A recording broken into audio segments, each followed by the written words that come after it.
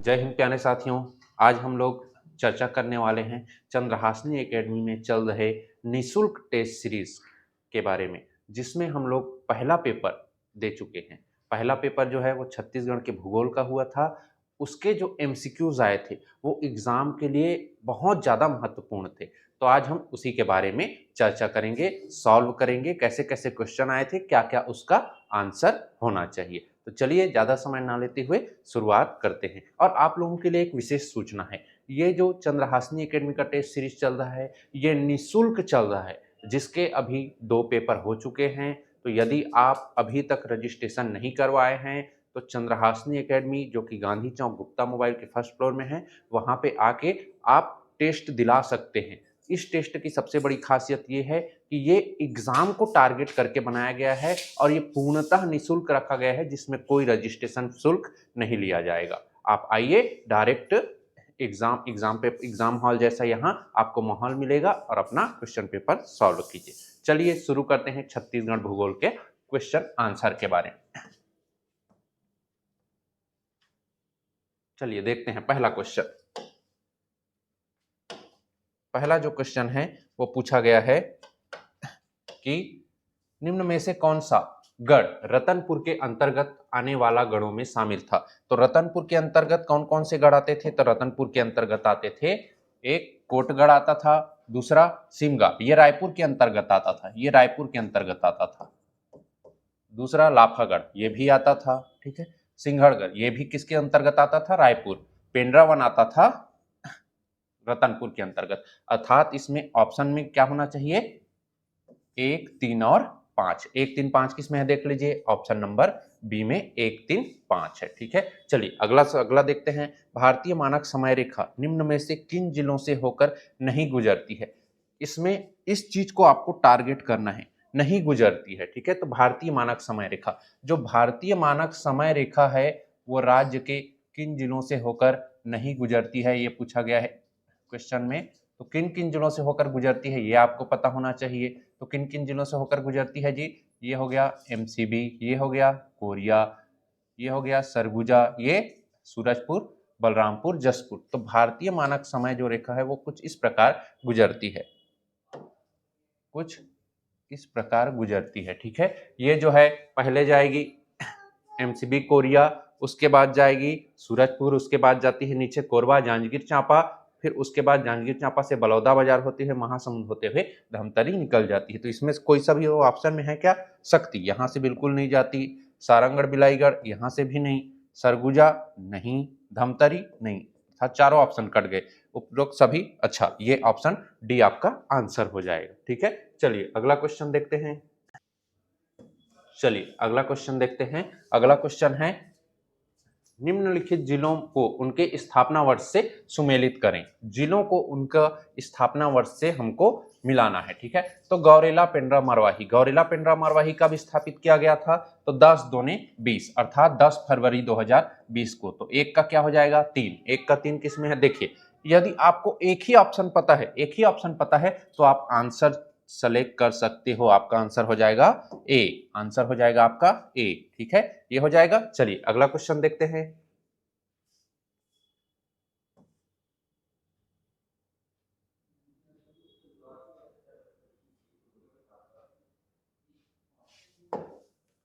नीचे दिए गए क्षेत्रों में कौन सा छत्तीसगढ़ के भूगर्भिक संरचना के आर्कियन शैल समूह से आर्कियन शैल समूह में शामिल है?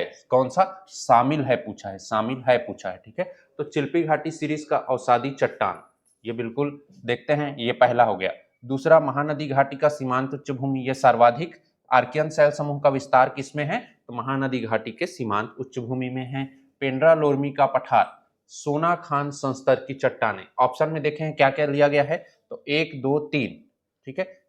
ये चीज नहीं है, ये चीज नहीं है, ठीक है। ये भी थोड़ा डाउटफुल हो सकता है, लेकिन हमको 3 आंसर चूज करना है तो हम ऑप्शन के मुताबिक इसको सेलेक्ट करेंगे। तो 4 को काट देते हैं, देखिए किसमें 4 नहीं है? 1, 2, 3, 1, 2, 4, ये इसी में नहीं है। तो ये क्या हो जाएगा? यही इसका राइट आंसर हो जाएगा, ऑप्शन नंबर ए, ठीक। चलिए आगे बढ़ते हैं।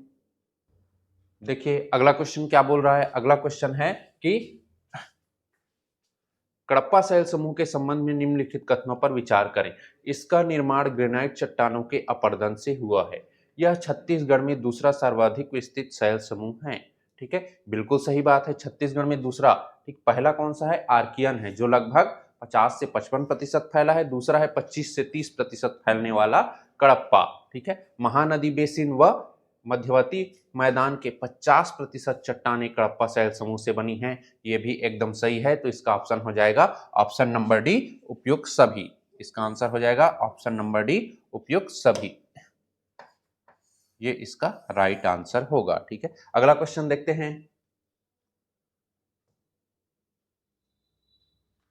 छत्तीसगढ़ में स्थित प्रमुख चोटियों पहाड़ियों को उनकी ऊंचाई से सुमेलित करें। ठीक है, अच्छा, इसमें ऊंचाई देखना है हमको, कौन सी चोटी कितनी ऊंचाई पर है। इस प्रकार का क्वेश्चन सीजीपीएससी में विगत वर्षों में पूछा गया है, तो ये इंपॉर्टेंट क्वेश्चन है। चलिए देखते हैं। लाफागढ़ चोटी की जो ऊंचाई है वो कितनी है? देवगढ़ की चोटी की ऊंचाई कितनी है? जारंग की, दलहा पहाड़ की। तो देखिए, यदि आपको इन सब चोटी की ऊंचाई याद नहीं आ रही है, तो कम से कम अपने जिले का एक ठो, जैसे कि दलहा पहाड़ का एग्जांपल के लिए, ये सबसे छोटा है, 760 मीटर है। डी में देखिए, दो किसमें है? डी में दो, केवल एक ठो में है, तो आप यहीं से आंसर सेलेक्ट कर सकते हैं। तो इस प्रकार आपको एग्जाम हॉल में थोड़ा सा सावधानी बरतना है, फिर आपका क्वेश्चन सॉल्व हो जाएगा। चलिए, तो इसका आंसर क्या हो जाएगा? डी, अर्थात लाफागढ़ चोटी कितनी है? 1048 है। देवगढ़ की चोटी कितनी है? 1033 है। जारंग पाठ का कितना है? 1045 है। चलिए आगे बढ़ते हैं। मैन पाठ के संबंध में निम्न कथनों में कौन सा कथन असत्य है? यह पूछा गया है, कौन सा कथन असत्य है। दक्षिण में यह उदयपुर हिल से लगा हुआ है। ठीक, इसमें कदनई, करदन, सकरिया जैसी घाटियां स्थित हैं। मांड, रिहन व घुनघुट्टा नदी का उद्गम स्थल है। ठीक है, तो हम मांड नदी का उद्गम बिल्कुल है। रिहंद नदी का उद्गम कौन सा है? छुरी मतिरंगा की पहाड़ी से इसका उद्गम होता है। तो यह ऑप्शन क्या हो जाएगा? असत्य हो जाएगा, अर्थात आपका आंसर क्या हो जाएगा? ऑप्शन नंबर सी। क्लियर है ये? चलिए अगला क्वेश्चन देखते हैं। अगला क्वेश्चन है, बघेलखंड पठार के पूर्वी भाग का क्षेत्रफल कितना है? तो बघेलखंड के पठार के पूर्वी भाग का क्षेत्रफल 20,700 वर्ग किलोमीटर है। 20,700 वर्ग किलोमीटर है। बन जाएगा ये 21,863 कुल इसका क्षेत्रफल है, 20 जिसमें का 20,700 इसका पूर्वी भाग का क्षेत्रफल है। ठीक है, अगला क्वेश्चन देखते हैं। विष्णु पुराण में महानदी को किस नाम से पुकारा गया है? तो विष्णु जी है, विष्णु जी आप सीरियल में देखे होंगे, तो सबसे ज्यादा आदर किसका करते हैं? तो ऋषि मुनियों का करते हैं। तो ऋषि मुनि, विष्णु पुराण में याद रखना, महानदी का नाम जो है ऋषि कुल्या कहा गया है। ठीक है, बन जाएगा ये। सतयुग में कहा गया है नीलोत्पल्ला, द्वापर युग में कहा गया है चित्रोत्पल्ला, ये कहा गया है द्वापर युग में ये कहा गया है द्वापर युग में। एक मिनट, चलिए देखिए। ठीक है, चित्रोत्पल्ला कौन से युग में कहा गया है? द्वापर युग में कहा गया है। नीलोत्पल्ला कहा गया है सतयुग में। कनक नंदनी जो है, यदि आपको कभी आए तो याद रखना, इसका सबसे प्राचीन नाम है। ठीक है, प्राचीन नाम बन जाएगा। चलिए अगला देखते हैं।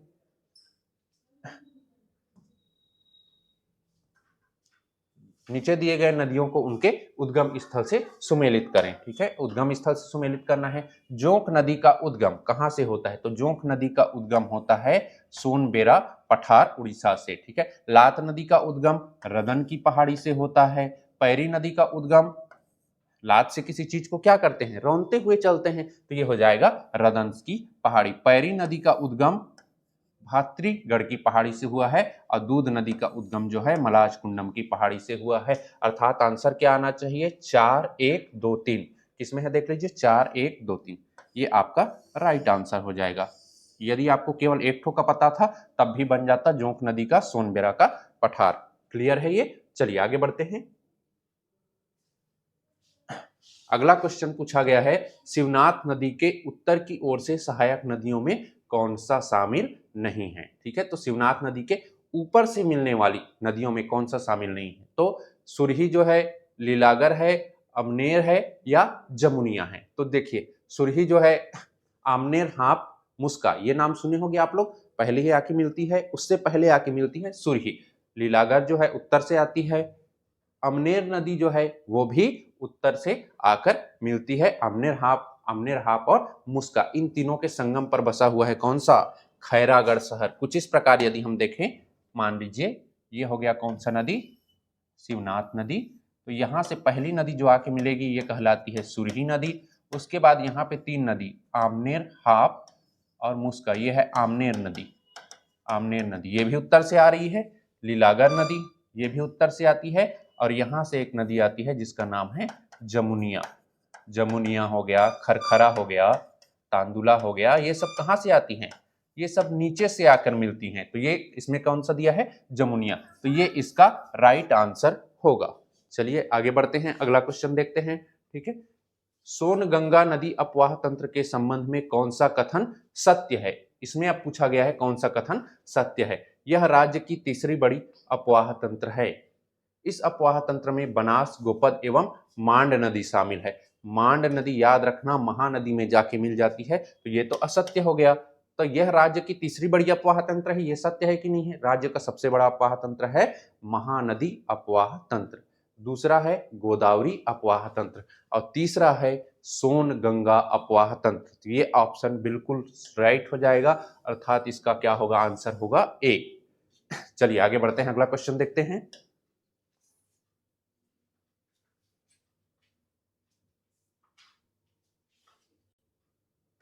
माफ कीजिएगा, हम लोग इधर के क्वेश्चन को डील नहीं कर पा रहे थे, है ना?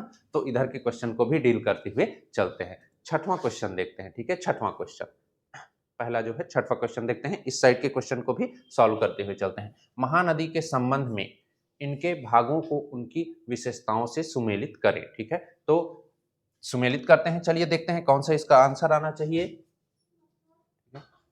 शिवनाथ महानदी दोआब, शिवनाथ महानदी दोआब, इसका क्या आना चाहिए? तो शिवनाथ महानदी दोआब ये जो है समुद्र तल से लगभग इसकी ऊंचाई जो मानी जाती है वो 200 से 300 मीटर मानी जाती है। तो ए का क्या आ जाना चाहिए?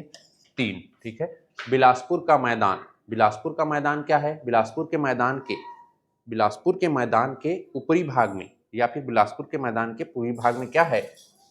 देखते हैं, 3 है। उसके बाद बिलासपुर के मैदान के पूर्व में हसदेव मान बेसिन है। चलिए देखते हैं क्या आना चाहिए। 1, 3, 1 ऑप्शन में देखिए, 3, 1 ये आपका राइट आंसर हो जाएगा। ठीक है, तो ऐसे देखिए आपका 3 ही बन रहा था तो आपका ये क्वेश्चन जो है सॉल्व हो जाता।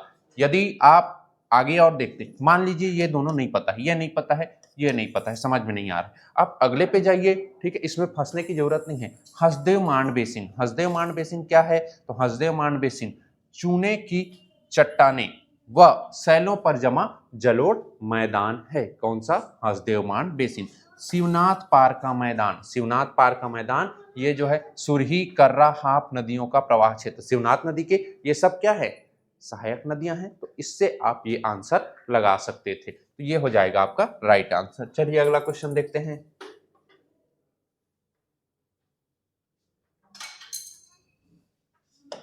देखिए, मैकल श्रेणी के संबंध में निम्न कथनों में से कौन सा कथन सही नहीं है?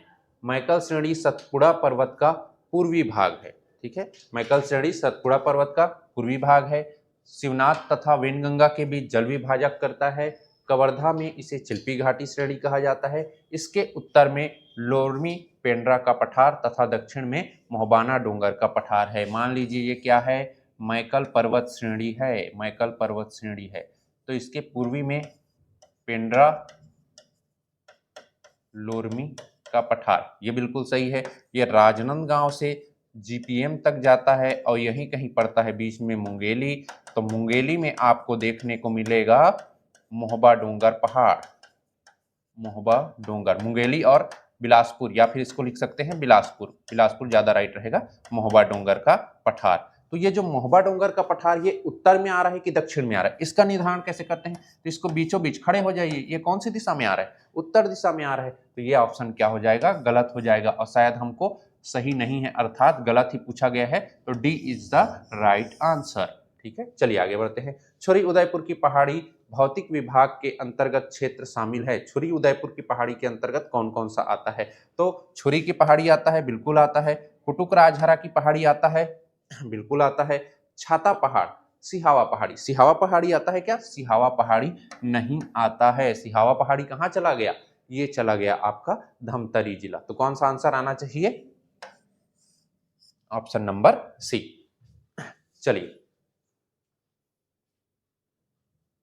चलिए आगे बढ़ते हैं, अगला क्वेश्चन देखते हैं। दंडकारण्य पठार की स्थिति के संबंध में कौन सा कथन असत्य है? तो उत्तर में महानदी का मैदान है, बिल्कुल सत्य है।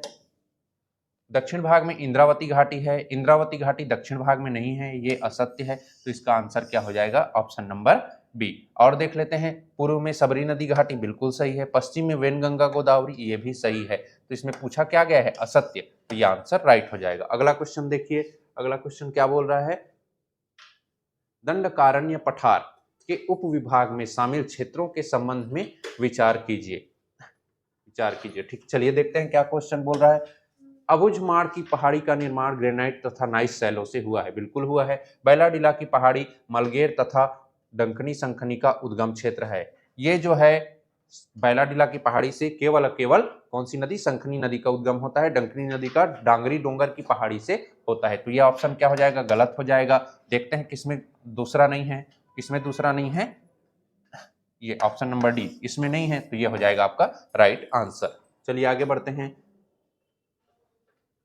11वां क्वेश्चन हम लोग डील कर चुके थे, 12 भी कर चुके थे, 13, 14, 15, उसके बाद 16, 17, यहां तक हम लोग डील कर चुके थे। ठीक है, अब हम आते हैं 18वें नंबर पर। 18वां क्वेश्चन क्या है? निम्न में से कौन सी नदी का प्रवाह उत्तर दिशा की ओर है? कौन सी नदी का प्रवाह उत्तर दिशा की ओर है? चलिए जानते हैं। मनियारी नदी, मनियारी नदी का प्रवाह किस दिशा में है? उत्तर दिशा में है क्या? मनियारी नदी जो है किसकी सहायक नदी है? तो मनियारी नदी जो है शिवनाथ की सहायक नदी है। कुछ इस प्रकार से ये आकर मिलती है शिवनाथ में। ये है मनियारी और ये है शिवनाथ, ये है शिवनाथ। तो इसका प्रवाह कौन सी दिशा में है?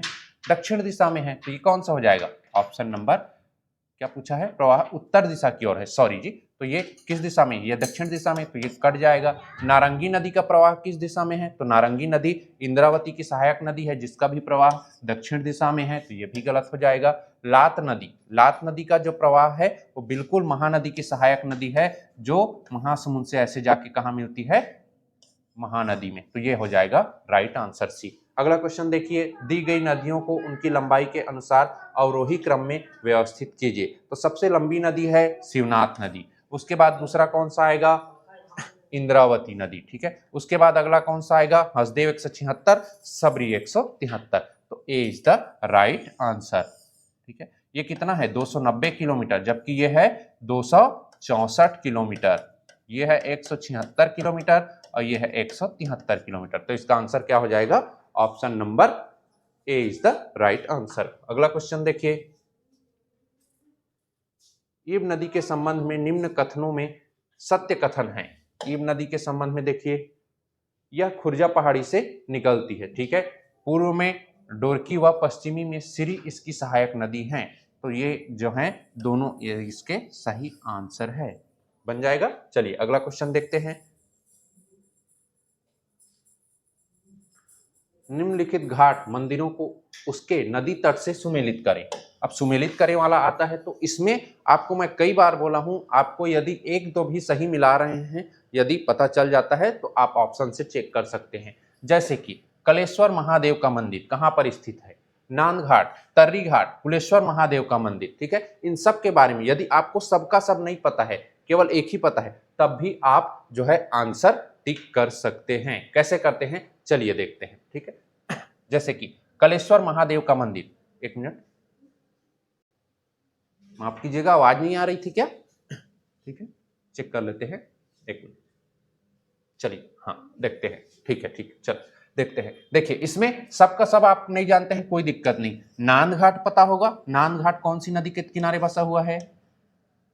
नांद घाट जो है शिवनाथ नदी के किनारे बसा हुआ है। ठीक, अगला जो है तर्री घाट, तर्री घाट इसके बारे में भी सुने होंगे कि ये जो है तर्री घाट खारून नदी के किनारे बसा हुआ है। तो 1 और 4 देखिए, 1 किस में है, ये रहा, 4 किस में है, अच्छा दोनों ऑप्शन में 1 4। अगला देखते हैं, कुलेश्वर महादेव का मंदिर। ये जो कुलेश्वर महादेव का मंदिर है ये महानदी के किनारे बसा हुआ है, तो इसका हो जाएगा 2।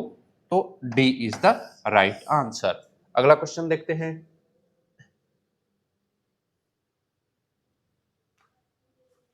सिंचाई परियोजना को उसके सिंचाई क्षमता से सुमेलित करना है।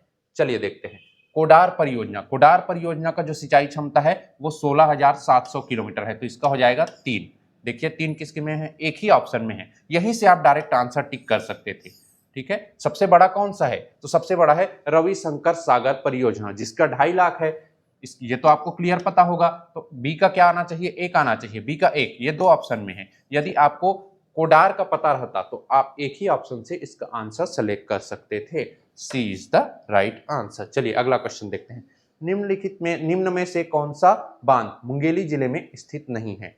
अगरिया बांध मुंगेली जिले में है, फुलवारी बांध मुंगेली जिले में है, घुघुआ बांध मुंगेली नहीं बल्कि रायपुर जिले में है, और धवनपुर बांध जो है मुंगेली जिले में है। तो ऑप्शन सी इसका राइट आंसर हो जाएगा। चलिए कितना क्वेश्चन हो गया, 23। अब हम लोग 24वां क्वेश्चन देखते हैं। क्लियर आ रही ना आवाज, विजिबल है ये, सॉरी 1 मिनट। चलिए अगला क्वेश्चन देखते हैं, 24वां क्वेश्चन, निम्न कथनों पर विचार कीजिए। सीमांत कृषक के अंतर्गत 1 से 2 हेक्टेयर वाले कृषक आते हैं। सीमांत कृषक ऐसे कृषक होते हैं जिनकी जो कृषि भूमि है वो 1 हेक्टेयर से कम होती है, तो ये तो गलत हो जाएगा। पहला देखिए किसमें नहीं है, 2 ऑप्शन, 1 2 3 ठो आ जाएगा। ठीक है, राज्य के 6 जिलों को पूर्ण जैविक जिला घोषित किया गया है। राज्य के 6 नहीं बल्कि 5 जिलों को पूर्ण जैविक जिला घोषित किया गया है। आप कमेंट करके बताएंगे ये 4-5 जिले कौन से हैं। 4 आपको देखने को मिलेंगे बस्तर संभाग से, 1 रायपुर संभाग से। आप 5 का नाम कमेंट करके बताएंगे, तो ये भी क्या हो जाएगा, गलत हो जाएगा। अब 3 और 4 बचा है, देखिए किसमें 3 4 5। ठीक है, देखिए राज्य के लगभग 36% कृषि भूमि कृषि क्षेत्रों में सिंचाई सुविधा उपलब्ध है। प्रथम किसान शॉपिंग मॉल महासमुंद में खोला गया था। प्रथम किसान शॉपिंग मॉल महासमुंद में नहीं बल्कि राजनांदगांव में खोला गया था, तो ये भी क्या हो जाएगा, गलत।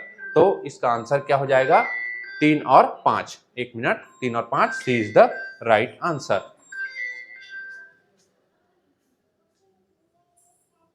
चलिए अगला क्वेश्चन देखते हैं, अगला क्वेश्चन क्या बोल रहा है।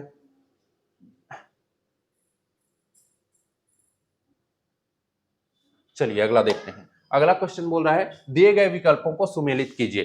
पंडित सुंदरलाल शर्मा विश्वविद्यालय की जो स्थापना है वो 2005 में हुई थी। ठीक है, इसके साथ साथ 2005 में और कौन कौन सा खोला गया था, CSVTO खोला गया था, और एक ठो खोला गया था, क्या नाम था उसका जी, एक का नाम था कुशाभाऊ ठाकरे पत्रकारिता विश्वविद्यालय। ठीक है, जो कि छत्तीसगढ़ का एकमात्र पत्रकारिता विश्वविद्यालय है। शहीद महेंद्र कर्मा विश्वविद्यालय, इसका क्या हो जाएगा, इसका हो जाएगा 2005, मतलब ऑप्शन आएगा 3। देखिए किसमें है, 2 ऑप्शन में है। शहीद महेंद्र कर्मा विश्वविद्यालय ये जो 2008 में खोला गया था, दोनों में एक है, यदि ऑप्शन देखेंगे दोनों यहीं से पता चल जाएगा।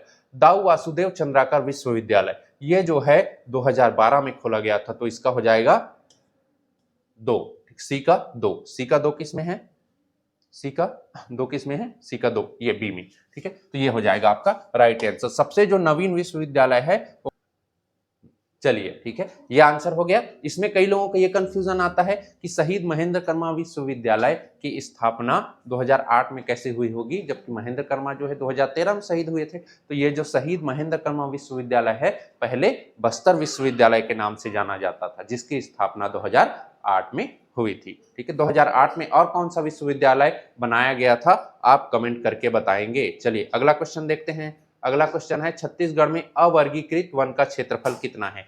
तो अवर्गीकृत वन का क्षेत्रफल है 9954। 9954 ये आपका राइट आंसर होगा। आरक्षित, संरक्षित और अवर्गीकृत ये होते हैं प्रशासनिक आधार पर वनों का वर्गीकरण। अब आरक्षित और संरक्षित दोनों का क्षेत्रफल कमेंट करके बताएंगे कितना है। अगला क्वेश्चन देखिए, दिए गए विकल्पों को सुमेलित कीजिए, जिला और उसके औद्योगिक क्षेत्र को। तो जसपुर का जो औद्योगिक क्षेत्र है वो है बनगांव, ये हो जाएगा 1 का 4 हो जाएगा। 2 में है कबीर धाम, कबीर जी किसकी पूजा करते हैं? तो हरि की पूजा करते हैं। मुड़ मिलाए हरि मिलाए वाला सुने होंगे उनके प्रसिद्ध दोहा, तो हरि। तो ये क्या हो जाएगा? 3। कौन सा आ गया? ऑप्शन नंबर ए आ गया। मुंगेली का आप लोगों को पता होगा खमरिया है और दंतेवाड़ा का टेकनार है। तो ये हो गया ए इसका सही आंसर। चलिए अगला क्वेश्चन देखते हैं। अगला क्वेश्चन है 28वां क्वेश्चन। छत्तीसगढ़ में सौर ऊर्जा नीति की अवधि कब से कब तक है? तो याद रखना 17 से चालू हुई है, 10 साल के लिए रखी गई है, अर्थात 17 से 27। ए इसका राइट आंसर हो जाएगा। 28वां के बाद चलिए अगला क्वेश्चन देखते हैं, 29वां क्वेश्चन। गुरु घासीदास राष्ट्रीय उद्यान के संबंध में सही कथन इसमें हमको चुनना है। चलिए पढ़ते हैं। इसकी स्थापना 2001 में की गई तथा इसका क्षेत्रफल 1440 वर्ग किलोमीटर है। इसमें कुछ लोगों को कंफ्यूजन होगा, इसकी स्थापना 2001 में की गई करके। चलिए देखते हैं और क्या क्या है। ठीक है, इसकी स्थापना 1975 में की गई तथा इसका क्षेत्रफल, ये तो बिल्कुल गलत है, क्षेत्रफल तो ये बिल्कुल सही है। इसे उत्तम प्राणवायु वाला क्षेत्र कहा जाता है। उत्तम प्राणवायु वाला क्षेत्र कांगेर घाटी राष्ट्रीय उद्यान को कहा जाता है। यह भी गलत हो गया। जानवरों में सोन, कुत्ते, नीलगाय, चिंकारा तथा गौर प्रमुख है। तो ये भी क्या हो जाएगा? गलत हो जाएगा। ए इसका सही आंसर हो जाएगा। बेस्ट आंसर चूज करना है इस ऑप्शन में आपको। चलिए अगला क्वेश्चन देखते हैं। निम्नलिखित कथनों में कौन सा कथन असत्य है? असत्य कथन इसमें आपको चुनना है।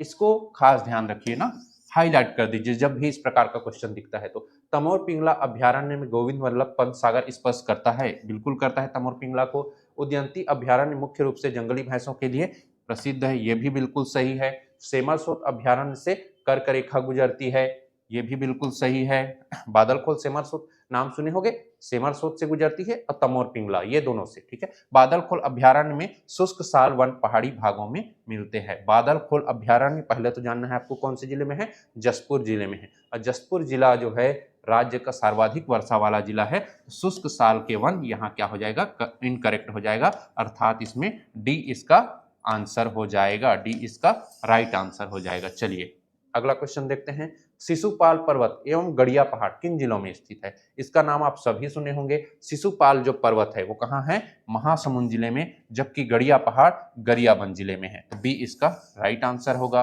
अगला क्वेश्चन देखते हैं, 32वां क्वेश्चन।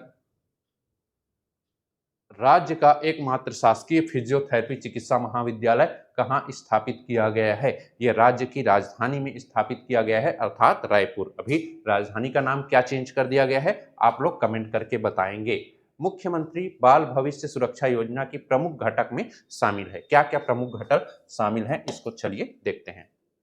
आस्था शामिल है, निष्ठा शामिल है, साहस शामिल है क्या? नहीं है। ठीक है, सहयोग शामिल है क्या? सहयोग जो है शामिल, देखते हैं 1 2। ठीक है, 1 2 पहले देखिए किन कौन ऑप्शन में है। ए आएगा, बी आएगा, सी आएगा। यदि आपको नहीं भी पता है तो इसको तो एलिमिनेट कर सकते हो आप, कम से कम इसको एलिमिनेट कर सकते हो ना। ठीक है, ये जो है साहस, ये शामिल है कि नहीं है? नहीं है। सहयोग शामिल है कि नहीं है? सहयोग शामिल है। चौथा आ जाएगा। ठीक है, तो ज्ञान प्रोत्साहन ये शामिल है कि नहीं है? ज्ञान प्रोत्साहन भी शामिल है। तो 1 2 4 5। प्रयास शामिल है? नहीं है। प्रयास जो शामिल है कि नहीं है? चलिए देखें, आगे बढ़ते हैं। तो इसमें 3 और 6 जो है ऑप्शन क्या हो जाएंगे? कट जाएंगे। 3 6 किसमें नहीं है देख लीजिए। तो इसमें जो है 3 6 किसमें नहीं है? तो इसमें 6 है तो ये भी नहीं होगा, इसमें 3 है ये भी नहीं होगा। माफ कीजिएगा 1 मिनट, इसमें ऑप्शन चेक करते हैं। माफ कीजिएगा, ये ज्ञान प्रोत्साहन शामिल नहीं है, प्रयास बिल्कुल है। प्रयास के तहत ही तो बच्चों को निशुल्क कोचिंग सुविधा दिया जा रहा है। तो 5 नहीं है और कौन सा? 3। तो किसका कौन सा ऑप्शन इसका सही हो जाएगा? ऑप्शन नंबर बी इसका राइट आंसर होगा। चलिए आगे बढ़ते हैं, आगे बढ़ते हैं। निम्न कथनों पर विचार कीजिए एवं सत्य कथन का चयन कीजिए। कर्क रेखा छत्तीसगढ़ के 4 जिलों से होकर गुजरती है। कौन कौन सा जिला है? MCB, Korea, Surajpur, Balrampur. कर्क रेखा सर्वाधिक निकट कोरिया शहर बसा हुआ है। कोरिया जिले में कोरिया नाम का कोई शहर नहीं है, तो ये क्या हो जाएगा, गलत हो जाएगा। बैकुंठपुर सर्वाधिक उसके निकट बसा हुआ है। राज्य में कर्क रेखा सर्वाधिक बलरामपुर एवं निम्नतम सूरजपुर जिले से गुजरती है। निम्नतम जो है सूरजपुर नहीं बल्कि कोरिया जिले से होकर गुजरती है, तो यह भी क्या हो जाएगा, गलत हो जाएगा। राज्य में सबसे उत्तम बिंदु सुंदरी गांव है जो कि 24 डिग्री 5 मिनट, ये बिल्कुल सही है। 1 और 4 बिल्कुल सही है, तो option number D is the right answer. चलिए 35वां क्वेश्चन देखते हैं।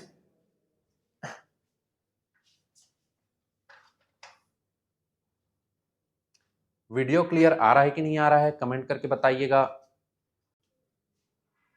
चलिए अगला क्वेश्चन देखिए। छत्तीसगढ़ वन नीति 2001 के प्रमुख प्रावधान में शामिल था,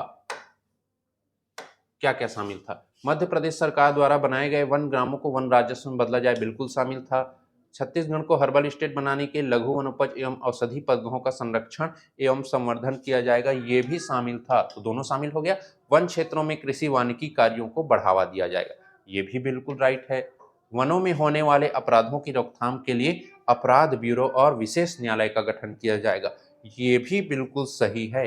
वनों को आर्थिक लाभ का स्रोत न मानकर राज्य के पर्यावरणीय स्थायित्व और पारिस्थितिक संतुलन को प्राथमिकता दी जाएगी, ये भी बिल्कुल राइट है। तो 5 उपरोक्त सभी है क्या क्वेश्चन में, देखते हैं। उपरोक्त सभी इसका राइट आंसर होगा। ये ऑप्शन नंबर डी दिख नहीं रहा है, ये इसका राइट आंसर होगा, ऑप्शन नंबर डी।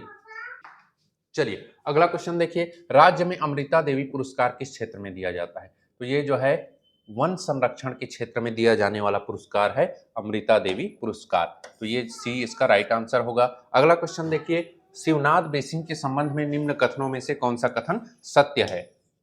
शिवनाथ नदी पानाबरस के पठार के कोलगुल से निकलती है, बिल्कुल सही है। पानाबरस का पठार पता होगा आप लोगों को, इसकी कुल लंबाई 286 नहीं बल्कि 290 किलोमीटर है, इसकी कुल लंबाई 290 किलोमीटर है।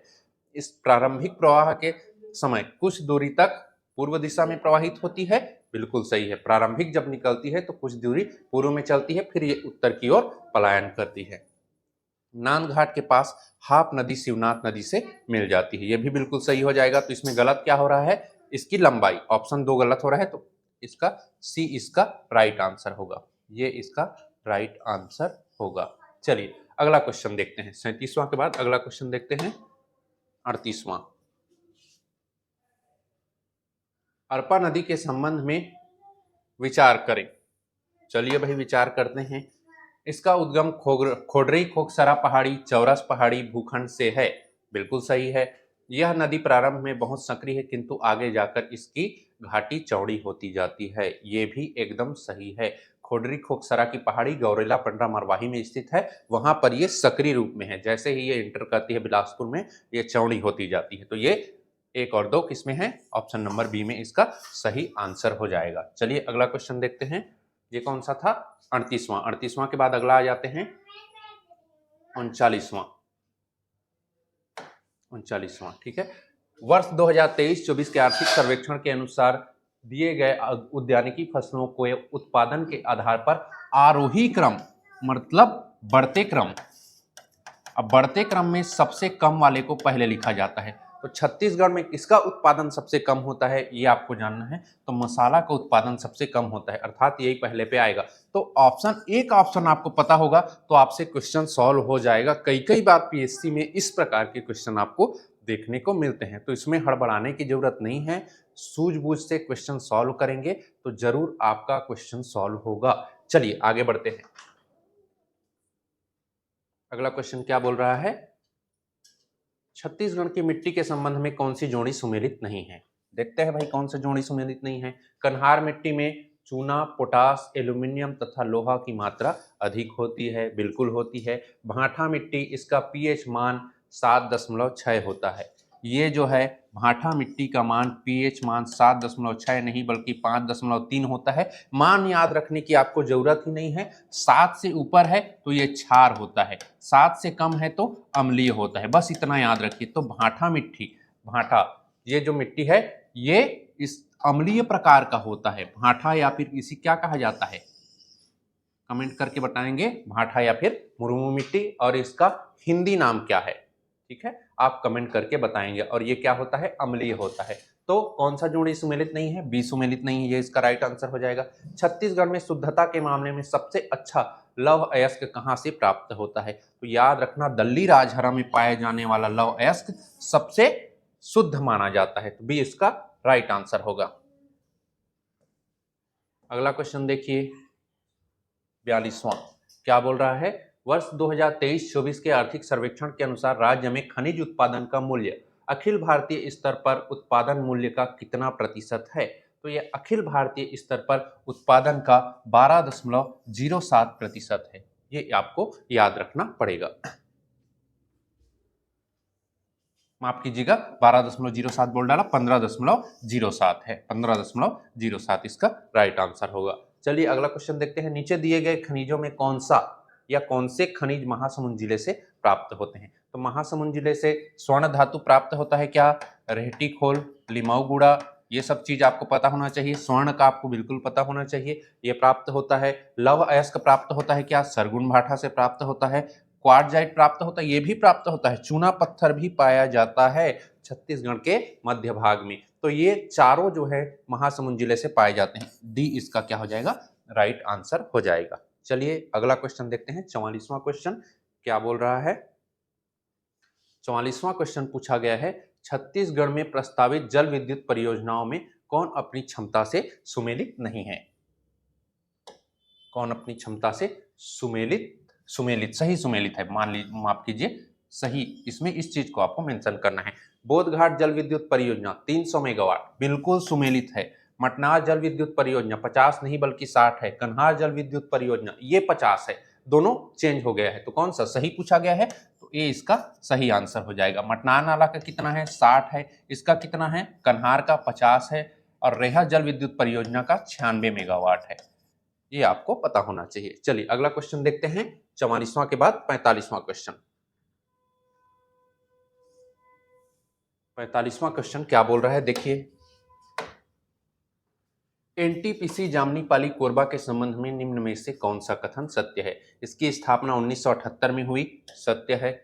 यह रूस के सहयोग से निर्मित हुआ, जर्मनी के सहयोग से निर्मित हुआ है। इसकी क्षमता 2980 मेगावाट है, ये भी गलत है। इसकी क्षमता 2600 मेगावाट है। इस संयंत्र को पानी मिनीमाता बांध से प्राप्त होता है, ये बिल्कुल राइट है। तो क्या हो जाएगा? 1 और 4। देखिए किसमें है? 1 और 4, ए ऑप्शन ही इसका राइट आंसर होगा।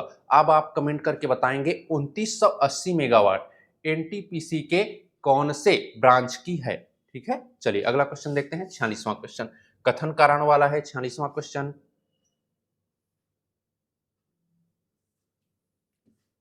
ग्रीष्म ऋतु में छत्तीसगढ़ में निम्न दाब का केंद्र होता है। ठीक है, ग्रीष्म ऋतु में उच्च वायु दाब का केंद्र सागर महासागरों से होता है।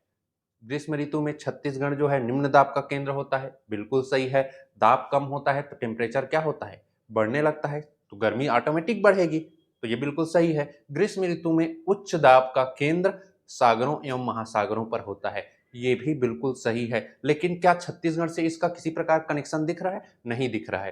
तो दोनों ए और आर सत्य है तथा कारण आर कथन ए की सही व्याख्या नहीं करता है, अर्थात इसका आंसर हो जाएगा ऑप्शन नंबर बी। इस प्रकार आपको कथन एवं कारण वाले आंसर को सेलेक्ट करना है। इसके लिए बहुत ध्यान से क्वेश्चन को पढ़ना जरूरी है। चलिए अगला क्वेश्चन देखते हैं, 47वां। ठीक, 47वां क्वेश्चन क्या पूछा गया है? धमतरी बायोमास संयंत्र की कुल क्षमता कितनी है? तो धमतरी बायोमास संयंत्र की कुल क्षमता 310 मेगावाट है। याद रखिए, ये एग्जाम में पूछा जा सकता है। ठीक है, हो जाएगा ये ऑप्शन ए। अगला क्वेश्चन फिर से कथन कारण, देखिए, छत्तीसगढ़ में पवन ऊर्जा उत्पादन की स्थिति अनुकूल है, बिल्कुल अनुकूल है। क्यों अनुकूल है? क्योंकि वहां औसत गति 9.4 मीटर पर सेकेंड है। ठीक है, ये भी बिल्कुल सही है। तो इसका ए क्या हो जाएगा? राइट आंसर हो जाएगा। हमेशा कथन एक तथा कारण आर दोनों सत्य है। ए में रहेगा आपका सही व्याख्या करता है, बी में रहेगा सही व्याख्या नहीं करता है, एक में रहेगा एक सही है दूसरा गलत है, दूसरे में रहेगा एक गलत है दूसरा सही है, तो सही व्याख्या करता है, इसका राइट आंसर रहेगा। ये इसी क्रम में पूछा जाता है, जब भी पूछा जाता है यूपीएससी में पूछा जाए या पीएससी में, एक ही सीरीज रहता है, यही क्वेश्चन दिया जाता है। ठीक, क्रम इसका यही रहता है। चलिए आगे बढ़ते हैं। 48वां के बाद 49वां क्वेश्चन, वर्ष 2023-24 आर्थिक सर्वेक्षण के अनुसार छत्तीसगढ़ की कुल कार्यशील जनसंख्या प्रतिशत कितनी है? तो छत्तीसगढ़ की कुल कार्यशील जनसंख्या प्रतिशत 48.72 ये 2023-24 के मुताबिक डिसाइड किया गया है। ठीक है, 49वां क्वेश्चन का आंसर क्या हो जाएगा? डी, 48.72। चलिए आगे बढ़ते हैं, इधर का क्वेश्चन देखते हैं। 48 के बाद 49 में आ जाते हैं और उसके बाद फिर 50। 49 देख लिए क्या जी? सॉरी माफी चाहूंगा, 49 ये हो गया, यही तो अभी डील किए हैं। 48 दशमलव कितना है? 72। नहीं याद होता है कम से कम 48 याद रखना आप लोग। 50वां भी कथन कारण वाला है। चलिए देखते हैं क्या कहा गया है भाई। मैकल श्रेणी का पूर्वी भाग वृष्टि छाया प्रदेश में आता है। बिल्कुल आता है। क्यों आता है? मैकल श्रेणी में जल भरी गर्म आर्द्र हवाएं पर्वत को पार कर नीचे उतरने लगती है, जिससे हवाएं शुष्क हो जाती हैं, शुष्क एवं गर्म हो जाती हैं, जिसके चलते जो है मैकल श्रेणी का पूर्वी भाग वृष्टि छाया प्रदेश में आता है। तो कथन बिल्कुल सही है, कारण भी बिल्कुल सही है, और कारण जो है स्पष्ट व्याख्या करता है कथन का। तो इसका ए जो है आंसर बिल्कुल सही हो जाएगा। इसमें आपको यही हमेशा क्रम देखने को मिलेगा, बार बार ये रिपीट कर रहा हूं मैं। चलिए अगला क्वेश्चन देखिए।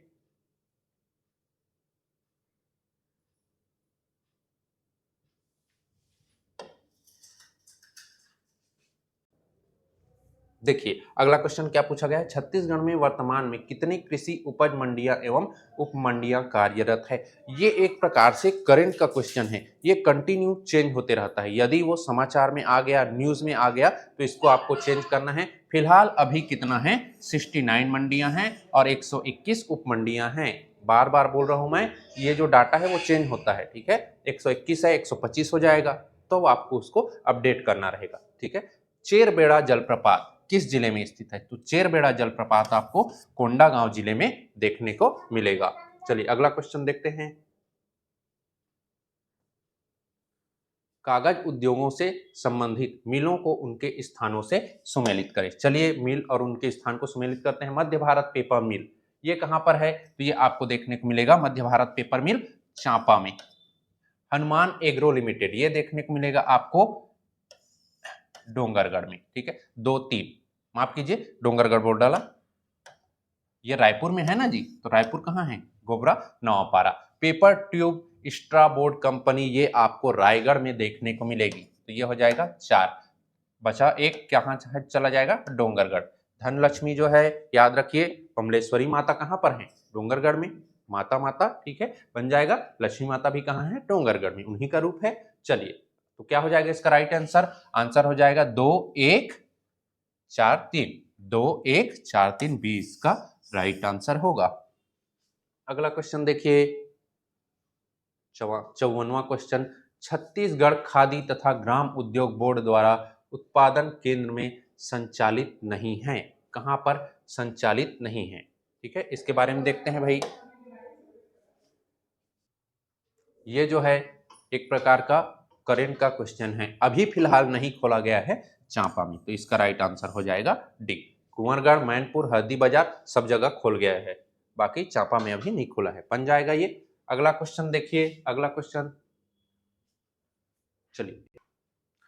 चलिए अगला क्वेश्चन देखते हैं। राष्ट्रीय राजमार्गों को उनके सड़क क्रमांक से सुमेलित करना है। तो राष्ट्रीय राजमार्ग, पहला देखिए क्या बोला गया है? राजनांदगांव सराईपाली मार्ग, ये जो है NH 53, 63, 53, 43 बस्तर, रायपुर संभाग और सरगुजा संभाग। तो इसका क्या हो जाएगा? 4 हो जाएगा। पहला ए का क्या हो जाएगा? 4। 4 किस में है देख लीजिए, 2 ऑप्शन में है। चलिए आगे बढ़ते हैं। सिमगा अंबिकापुर मार्ग, ये कहाँ है? NH 130, अंबिकापुर जाना है तो NH 130 आपको पकड़ना पड़ेगा, तो 2 हो जाएगा। कौन सा आंसर है? 2। एक ही में है क्या? इसमें एक आया, ये गलत हो जाएगा, मतलब ये इसका राइट आंसर होगा। चलिए आगे बढ़ते हैं।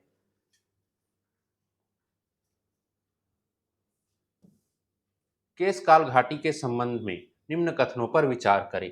यह छत्तीसगढ़ बेसिन और बस्तर के पठार के बीच सीमा बनाती है, बिल्कुल सही है। यह गोदावरी नदी प्रणाली एवं महानदी प्रणाली के मध्य जल विभाजक का कार्य करती है, यह भी बिल्कुल सही है, अर्थात इसका सी जो है राइट आंसर होगा। चलिए अगला क्वेश्चन देखते हैं। छत्तीसगढ़ की प्रमुख घाटियां एवं उनकी विशेषताओं के संबंध में कौन सा सुमेलित नहीं है? दरभा घाटी में अभ्रक की प्राप्ति बिल्कुल होती है। वास नदी घाटी टीन की प्राप्ति होती है, वास नदी घाटी में टीन पाया जाता है। सोनहठ घाटी में सोनहठ घाटी लौह अयस्क के लिए नहीं बल्कि कोयला के लिए प्रसिद्ध है, तो डी इसका सी क्या हो जाएगा? राइट आंसर हो जाएगा। असत्य पूछा गया है हमसे, सुमेलित नहीं है, तो इसका सी जो है आंसर हो जाएगा। ठीक है, लौरो घाटी को फूल की घाटी कहा जाता है, ये आप लोगों को पता होगा। चलिए अगला क्वेश्चन देखते हैं। दंडकारण्य के किस क्षेत्र में विश्वकर्मा जी का मंदिर स्थित है? तो याद रखना, दंडकारण्य के डोडरेपाल में विश्वकर्मा जी का मंदिर आपको देखने को मिलेगा। आप कमेंट करके बताएंगे कि भारत का एकमात्र संविधान का मंदिर राज्य के कौन से जिले के कौन से स्थान पर है। अगला क्वेश्चन देखते हैं। निम्नलिखित में से कौन बीजापुर क्षेत्र में स्थित जलप्रपात नहीं है? तो कौन सा नहीं है बीजापुर में? देखते हैं भाई। सात धारा है क्या? बोकतुंग है क्या? लंकापल्ली है? फुलपाड़? फुलपाड़ जो है दंतेवाड़ा जिले में स्थित है, बन जाएगा ये। चलिए अगला क्वेश्चन देखते हैं। 59 हो गया, अगला 60वां क्वेश्चन।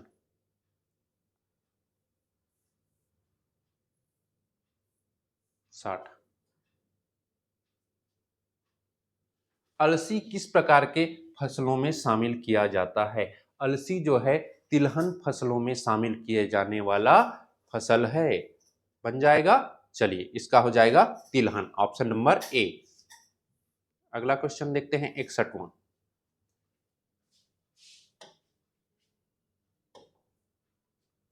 पूर्वी बघेलखंड पठार के संबंध में कौन सा कथन सत्य है? यह महानदी एवं नर्मदा नदी अपवाह तंत्र के मध्य जल विभाजक का कार्य करती है। इसकी सबसे ऊंची चोटी देवगढ़ की पहाड़ी है जो कि 1055 मीटर 1033 मीटर, ये भी गलत हो गया। ये नर्मदा नदी के मध्य नहीं कार्य करती है, सोनगंगा और महानदी का, ये भी गलत हो गया। इस प्रदेश में बॉक्साइट का पर्याप्त भंडारण है, ये भी गलत हो गया। इसकी ढाल उत्तर दिशा की ओर है, ये बिल्कुल सही है। तभी तो सभी नदियां सोन नदी में जाके मिल जाती हैं। सेमरसोत अभ्यारण्य में निम्न कौन सा जलप्रपात स्थित है? सेमरसोत अभ्यारण्य में जलप्रपात कौन सा है भाई?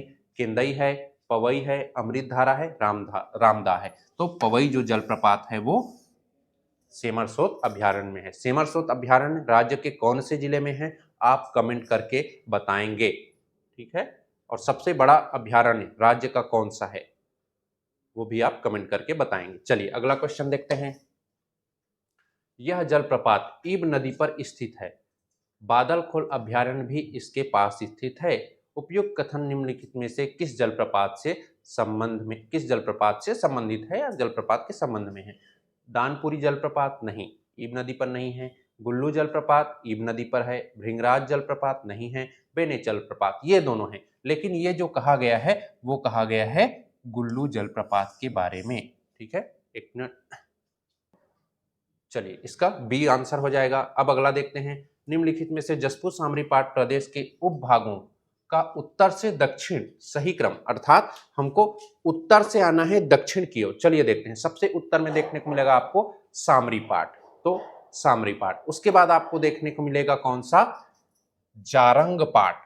उसके बाद देखने को मिलेगा आपको पंडरा पाट, और सबसे नीचे में देखने को मिलेगा जसपुर पाट। तो ये हो गया, कौन सा हो जाएगा? Option number A. इसको आप कुछ इस प्रकार समझ सकते हैं, माफ कीजिए जगह का थोड़ा कमी है, मैं यहाँ पे बना दे रहा हूं। ये हो गया हमारा छत्तीसगढ़ का मैप, ये थोड़ा ज्यादा जरूरत है इसलिए इसको ऐसे बना रहा हूं। ये हो गया आपका मैन पाट, ये हो जाएगा जारंग पाट, ये हो जाएगा जसपुर पाट, ये है जमीर पाट, ये दिख रहा है, और ये है सामरी पाट। तो सामरी सबसे ऊपर आएगा, उसके बाद दूसरा आएगा जारंग पाट, ये मैन पाट है, ये जारंग है, उसके बाद जारंग आएगा, उसके बाद ये वाला जो है ये है पंडरा पाट, उसके नीचे है जसपुर पाट। तो इस प्रकार आपको मैप के थ्रू इसको याद रखना है। चलिए अगला क्वेश्चन देखते हैं भाई।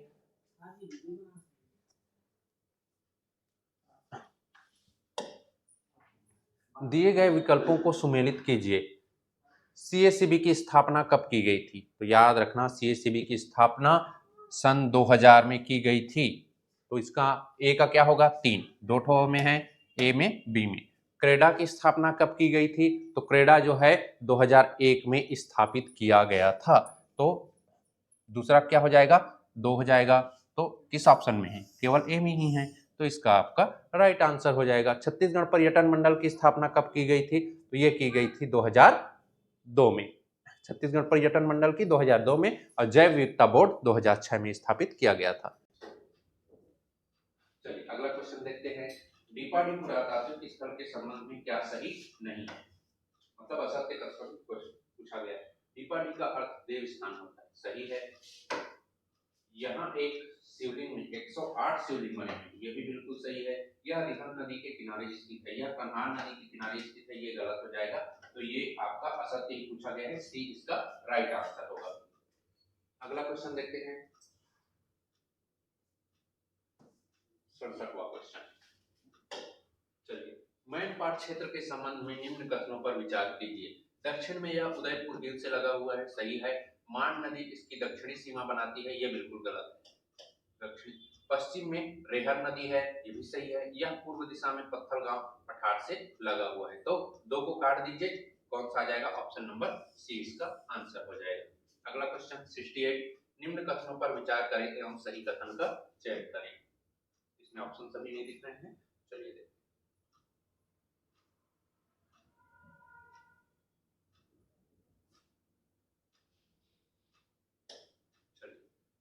सही कथन का चुनाव करें। कन्हार बेसिन प्रदेश के उत्तर पूर्वी दिशा में स्थित है, बिल्कुल सत्य कथन है। सिंगरौली बेसिन देवगढ़ की पहाड़ी के ठीक पूर्व दिशा में स्थित है, ये असत्य कथन है। हसदेव रामपुर बेसिन के दक्षिण में पेंड्रा लोरमी पठार, ये भी असत्य है। कैमूर पर्वत श्रृंखला सतपुड़ा पर्वत का भाग है। कैमूर पर्वत श्रृंखला किसका भाग है? सतपुड़ा का भाग नहीं बल्कि विंध्याचल का। तो इसका राइट आंसर क्या हो जाएगा? ए इसका राइट आंसर होगा। सुतनुका देवदासी एवं नर्तक देवदास की प्रेम गाथा का वर्णन किस पुरा स्थल से प्राप्त हुआ है? नर्तकी देवदासी, नर्तकी सुतनुका और नर्तक देवदास, इनका जो है जोगी मारा की गुफा से इनका जो अवशेष या फिर इनका प्रेम गाथा का वर्णन मिलता है। छत्तीसगढ़ में श्वेत गंगा नामक पर्यटन स्थल कहाँ स्थित है? तो ये जो श्वेत गंगा है, ये आपको मुंगेरी जिला में देखने को मिलेगा। पहले इसे श्वेत गंगा कहा जाता था, फिर बाद में इसका नाम श्वेत गंगा कर दिया गया। चलिए अगला क्वेश्चन देखते हैं। नंदनवन किस नदी के किनारे अवस्थित है? तो ये जो नंदनवन है, ये खारून नदी के किनारे बसा हुआ है, डी इसका राइट आंसर होगा। दिए गए विकल्पों को सुमेलित कीजिए। महर्षि वाल्मीकि का आश्रम आप सभी को पता होगा, तुतुरिया के पास है, तो ए का क्या हो जाएगा? 4 हो जाएगा। देखिए ए का 4 किसमें है? बी और डी में। शिवनाथ नदी कौन सा? मधुद्वीप हो जाएगा, 3 आ जाएगा। ठीक है, 3 किसमें है? ऑप्शन नंबर डी में। महिषासुर मर्दिनी मंदिर चैतुरगढ़ आप सब जानते होंगे। कबीर पंथियों का धार्मिक स्थल दामाखेड़ा है, तो ये इसका राइट आंसर होगा। अगला क्वेश्चन देखते हैं, 72वां के बाद 73वां।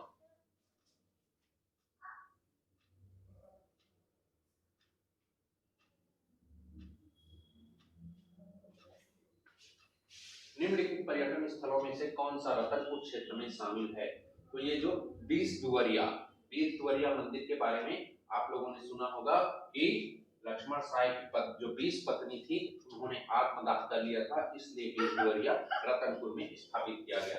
विघ्नेश्वरी मल्हार में है, गिरिविलास कहाँ पर है, मड़वा महल कहाँ पर है, ये आप कमेंट करके बताएंगे। छत्तीसगढ़ का सबसे नवीन अभ्यारण्य कौन सा है? छत्तीसगढ़ का सबसे नया है कोरमदेव अभ्यारण्य, ये तो हो गया नया। सबसे प्राचीन अभ्यारण्य कौन सा है जिसकी स्थापना 1974 में की गई थी? ये भी आप कमेंट करके बताएंगे। चलिए अगला क्वेश्चन देखते हैं।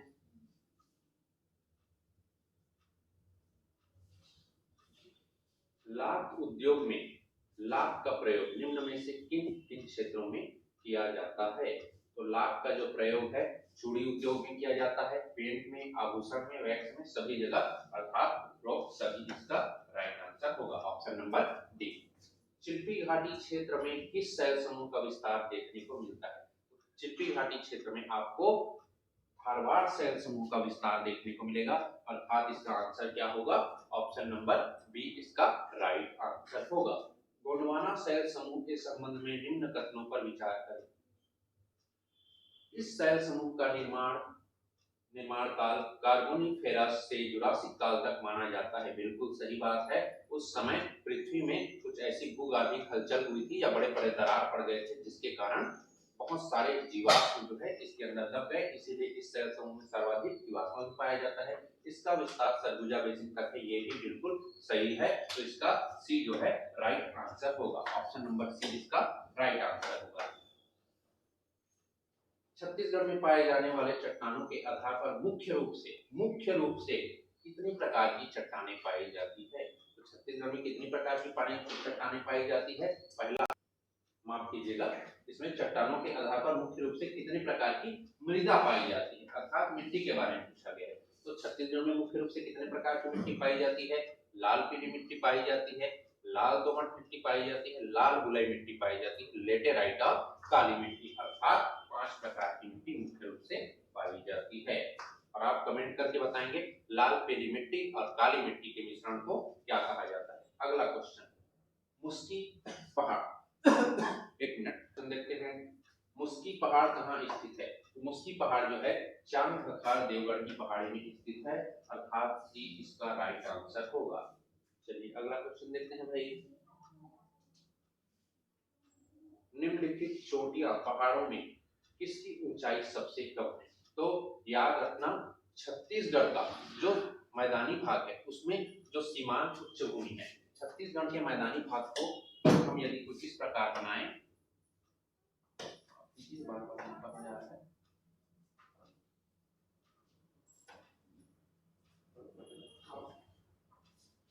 कुछ इस प्रकार बनाएं, तो ये वाला जो पोर्शन है, ये बीच का, ये कहलाएगा सीमांत उच्च भूमि। यहाँ से क्रमशः जो है ऊंचाई लगभग ये मान के चलिए घटती जाती है। बलमा चोटी, लाफागढ़, चंदेरी पहाड़, ये जो है सिहावा पर्वत से ऊंचे हैं। तो इसका आंसर क्या हो जाएगा, डी इसका राइट आंसर होगा। चलिए अगला क्वेश्चन देखते हैं, ये कौन सा है, 81वां देखते हैं, नंदीराज चोटी किस उप विभाग में स्थित है। तो नंदीराज चोटी बैलाडीला की पहाड़ी में स्थित है, जो सबसे ऊंची चोटी है, जिसकी ऊंचाई 1210 मीटर है। अगला क्वेश्चन देखिए, महानदी के साथ संगम बनाने वाली नदियों के किन समूहों के स्थल पर चंद्रपुर स्थित है। तो चंद्रपुर जो है वो महानदी मांड और लाख नदी के संगम पर स्थित है, ऑप्शन सी इसका राइट आंसर होगा। 83 क्वेश्चन देखिए, नारंगी नदी का उद्गम कहां से होता है। तो नारंगी नदी का उद्गम माकड़े की पहाड़ी से होता है, और ये पीएससी के एग्जाम में, व्यापक के एग्जाम में कई बार पूछा जा चुका है। निम्न में से कौन सा जलप्रपात कवर्धा जिले में स्थित है। तो कवर्धा जिले में याद रखना कौन सा जलप्रपात है, रानी दरहा। रानी दरहा नहीं है, कवर्धा जिले में रानी दहरा जो है, रानी दहरा, ये जलप्रपात आपको कवर्धा जिले में देखने को मिलेगा, ये गलत हो जाएगा। ठीक है, दूसरा कर्रा नाला, ये कवर्धा जिले में स्थित है, ये इसका राइट आंसर होगा। हिंदई जलप्रपात स्थित नहीं है। नागो बाबा जलप्रपात ये भी स्थित नहीं है। ठीक है, नागो बाबा कहाँ पे स्थित है, नारायणपुर जिले में स्थित है। चलिए अगला क्वेश्चन देखते हैं, छत्तीसगढ़ के सर्वाधिक वर्षा वाले क्षेत्रों में शामिल है। छत्तीसगढ़ में सर्वाधिक वर्षा कौन से भाग में होती है। छत्तीसगढ़ में सर्वाधिक वर्षा जसपुर के पूर्वी भाग में होती है, अर्थात इसका ये राइट आंसर होगा। छत्तीसगढ़ राज्य में तापक्रम के आधार पर निम्नतम ताप कटिबंध क्षेत्र में कौन सा शामिल नहीं है। निम्नतम अर्थात निम्न से और कम। ठीक है, छत्तीसगढ़ का यदि आप मैप देखेंगे तो ये आपको इस प्रकार दिखाई देगा, ये हो गया हमारा छत्तीसगढ़। इसमें का ये वाला जो क्षेत्र है ये आता है निम्नतम, जिसमें अंबिकापुर शामिल है, अंबिकापुर के साथ पूरा जसपुर जिला निम्नतम। ये जो है ये आता है मध्यम, और यहाँ से लेकर ये वाला उच्च दाब वाला, उच्च ताप वाला आता है। ठीक है, ये भी आता है आपका मध्यम। ठीक है, तो निम्नतम बोला गया। निम्नतम में देखिए मैन पार्ट बिल्कुल आता है, यहाँ पे नहीं आता है, अंबिकापुर में भी आता है, जसपुर नगर दिखता है निम्नतम, इसमें आ जाएगा सी। सी इसका राइट आंसर है। यह मध्यम तिथि को माफ कीजिए, निम्न है, ये निम्न है, ये है मध्यम और ये है मध्यम। तो माइकल श्रेणी जो है वो निम्न है, निम्नतम नहीं, तो सी इसका राइट आंसर होगा। चलिए अगला क्वेश्चन देखते हैं, 86वां के बाद 87वां क्वेश्चन।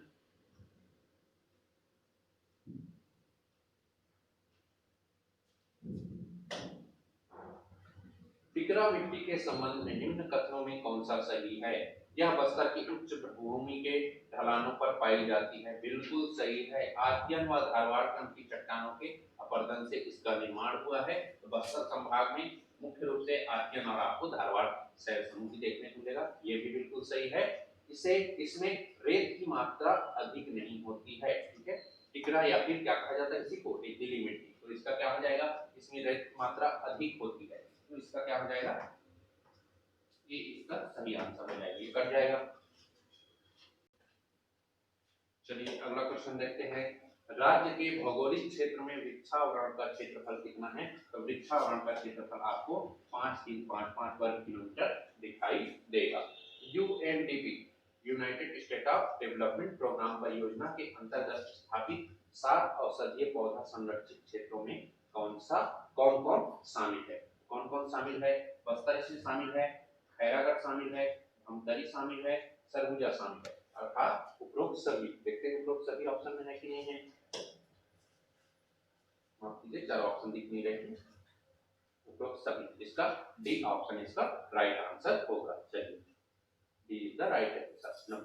90वां क्वेश्चन देखते हैं, गुरु घासीदास राष्ट्रीय उद्यान में निम्न में से कौन सी नदी बहती है? तो गुरु घासीदास राष्ट्रीय उद्यान में बहने वाली नदी है बनास नदी, तो सी इसका राइट आंसर होगा। अगला क्वेश्चन देखिए, गोमर्दा अभ्यारण्य कौन से जिले में स्थित है? तो गोमर्दा अभ्यारण्य पहले लिया जा रहा था रायगढ़, अब रायगढ़ से कट के कौन सा जिला बन गया, सारंगढ़ बिलाईगढ़, तो डी इसका राइट आंसर हो जाएगा।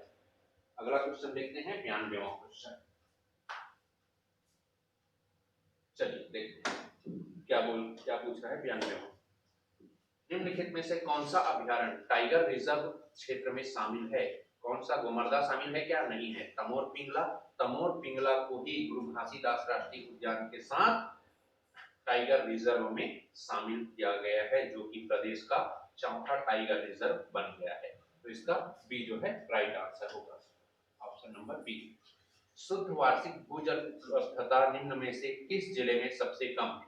तो जहां पे वर्षा कम होगी वहां पे क्या होगा, पानी कम मात्रा में भूमि के अंदर जाएगा, वाटर टेबल तक पहुंचेगा कम मात्रा में, वहां पानी क्या रहेगा, ऑटोमेटिक जमीन के अंदर कम रहेगा, ये आएगा आपका कबीरधाम जिला, डी इसका राइट आंसर होगा। चलिए 94वां क्वेश्चन देखते हैं, बाबू छोटेलाल श्रीवास्तव जलाशय किस जिले में स्थित है? तो इसके बारे में आप सबको पता होगा, ये धमतरी जिले में स्थित है। निम्न में से कौन सा बैराज शक्ति जिले में स्थित नहीं है? कौन कौन सा बैराज शक्ति जिले में स्थित है, पहले तो ये आपको पता होना चाहिए। एक आता है आपका साराडी बैराज, दूसरा आता है कलमा, तीसरा आता है मिरौनी, और बसंतपुर बैराज जो है ये शक्ति जिला नहीं बल्कि जांजगीर चांपा जिले में स्थित है, तो यही पूछा गया है, ऑप्शन नंबर ए। अगला क्वेश्चन देखते हैं, 96वां क्वेश्चन क्या पूछा गया है, 96वां। कोदो कुट की फसल के संबंध में दिए गए कथनों पर विचार कीजिए। ये जो है कोदो कुट की खरीफ फसल है, बिल्कुल सही है। इसमें कम उर्वरता एवं कम वर्षा, इसे कम उर्वरता एवं कम वर्षा में ही तैयार कर लिया जाता है, बिल्कुल सही है। तभी तो ये बस्तर में अत्यधिक मात्रा में लगाया जाता है, क्योंकि वहां की भूमि मैदानी भाग की अपेक्षा कम उपजाऊ है। कोदो की फसल लगभग 3 माह में एवं कुटकी की फसल लगभग कोदो की फसल लगभग 3 माह में एवं कुटकी लगभग 75 से 90 दिनों में काट ली जाती है, ये भी बिल्कुल सही है, ऑप्शन नंबर डी इसका राइट आंसर होगा। चलिए 96वां के बाद अब हम लोग देखते हैं लास्ट बचे हुए 3 क्वेश्चन।